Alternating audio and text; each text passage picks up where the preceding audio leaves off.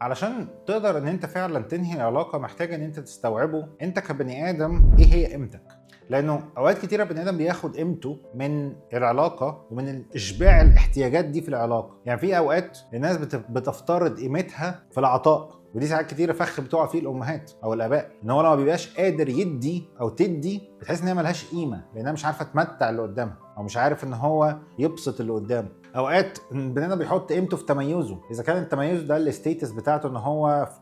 انا الباشا فلان الفلاني، او انا الهانم فلان الفلانيه، انا المهندس، انا الدكتور، انا صاحب مشروع فلاني، انا اللي عملت او عملت وسويت. فيبتدي ان هو يحط قيمته في تميزه، يحط قيمته في آرائه وحكمته وأفكاره، يبتدي ان هو يحط قيمته في مشاركته، يحط قيمته في الاهتمام او الاعجاب اللي هو بيحصل عليه، ويبتدي ان هو يشوف هو لما حط الصوره ولا حط التعليق ده جاب كام لايك، فيبتدي يحس انه قيمته مبنيه على الاعجاب او اللايكات اللي هو بياخدها او الرعايه اللي بياخدها من الناس، ان هو لما يغيب الناس تسال عنه ولا ما بتسالش، ان هو لما يكون موجود الناس بتهتم بتساله بتشاركه بتبص له ولا ما بتتجاهله، بيحط قيمته بحاجه زي كده. ناس كتيره بتحط الموضوع دوت ان هو لو قاعد قاعده والناس ما بصتش وما اتكلمتش معاه وما سالتوش عن رايه يحس ان هو بلا قيمه في القعده دي عشان ساكت، فبيبتدي ان هو يعمل اي حاجه عشان يحس بالقعده ويشارك، بيقول اي حاجه لدرجه انه ممكن يكذب، ممكن يعمل اي حاجه لمجرد بس ان هو عايز يحس ان هو ليه قيمه في القعده، ان هو يحط قيمته في ان الشخص دوت يفضل موجود معاه او لا، يحط قيمته في ان هو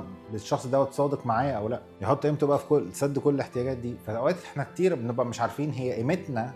ايه وبناخدها ازاي ونحددها ازاي.